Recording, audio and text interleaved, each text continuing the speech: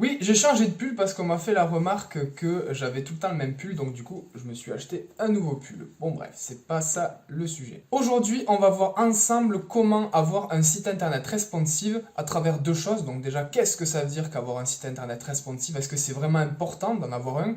Et ensuite, on va voir ensemble comment en avoir. Quelles sont les solutions qui nous sont proposées. Donc tout d'abord, qu'est-ce que c'est qu'un site internet responsive? Donc, petite vidéo que j'avais déjà faite il y a un petit moment. Un site internet responsive, en bon français, on dit que c'est un site internet réactif, c'est-à-dire qu'il s'adapte à tous les supports.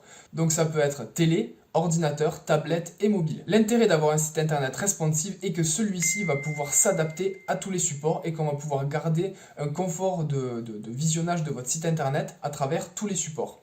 Petit clin d'œil parce qu'en fait, il faut garder en tête la notion numéro 1 pour améliorer le référencement naturel de son site internet, c'est qui est l'accessibilité.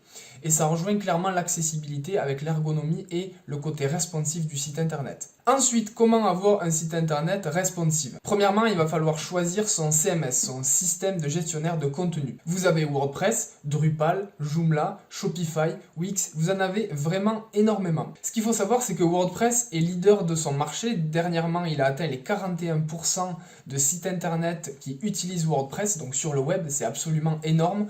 Ils sont leaders de leur marché et vraiment très loin derrière tous les autres concurrents. Après avoir bien choisi son CMS, son système de gestionnaire de contenu, on s'est assuré qu'il pouvait nous proposer une solution responsive de notre site internet.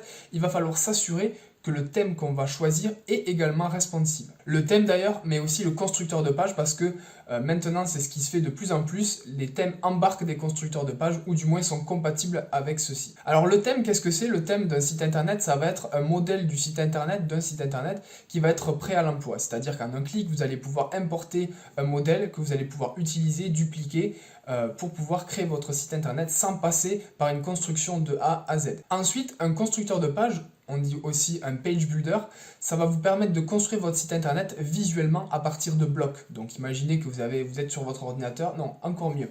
Un très bon exemple, imaginez que vous êtes sur PowerPoint.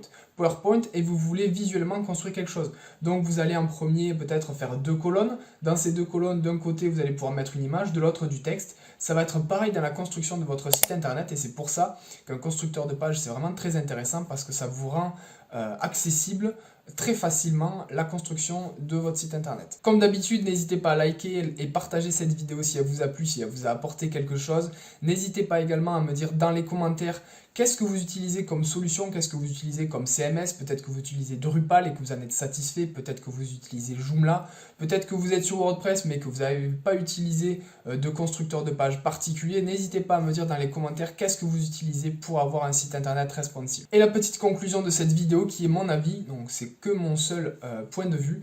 Moi, je vous recommande d'utiliser WordPress et Divi. WordPress, ça va être votre CMS, votre système de gestionnaire de contenu. Derrière, vous allez avoir une énorme communauté, donc si vous avez un problème, ça sera très facile de le résoudre parce que voilà, vous avez des groupes Facebook, vous avez des forums, vous avez des experts, des agences qui sont spécialisées là-dedans, et c'est là l'intérêt d'utiliser WordPress. Et de notre côté, Divi, le constructeur de page, donc le page builder, qui va vous permettre très facilement de construire votre site internet à partir de WordPress. Pour tous ceux et celles qui veulent aller encore plus loin que cette petite vidéo, je vous invite à cliquer en description de cette vidéo. Vous aurez accès immédiatement à une formation que j'offre à 100% pour commencer à construire son site WordPress avec Divi de A à Z. Et n'hésitez pas à vous abonner.